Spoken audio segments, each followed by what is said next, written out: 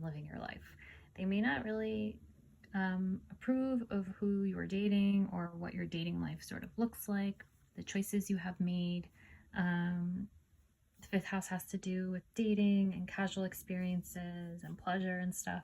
And you may have kind of maybe got your heart broken a couple of times. And so people might have pointed to like your dating style or the people that you associate with as part of the problem. But I think that you were just learning what works for you and what doesn't. There may have been instances where you felt like things were not good enough, or like maybe some of that self doubt creeps in. Maybe those comments bugged you a little bit. Maybe it seemed like, oh, what I have is not good enough. What I have built is not like measuring up.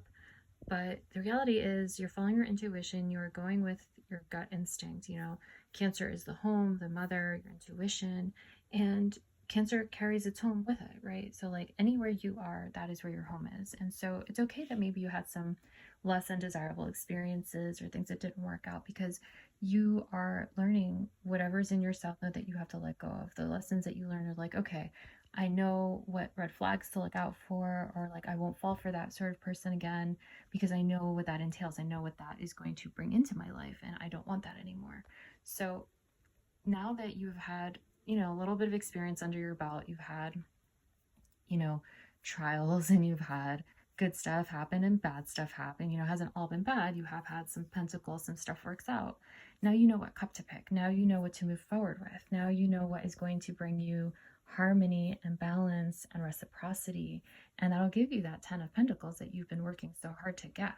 Like you may have felt like it was out of reach, or maybe like you just couldn't choose, you didn't know what the right decision was.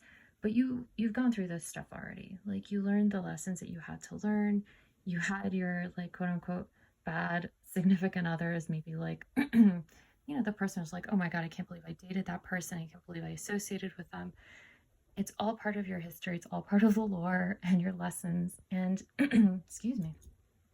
And now you can let go of all of that. You can just have that be part of your past, and you can move into the future with the experience, with all the knowledge that you have gained, and with this really clear vision of what works for you, what makes you feel stable and secure and satisfied. Libra wants everyone to feel happy and satisfied and good and around, like, you want to have a really harmonious household, right?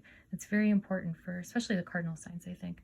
But Libra in particular, like, they're just very, very much about the vibes. The vibes have to match up. It all has to look good and feel good and really just be worthy of the connection of your energy.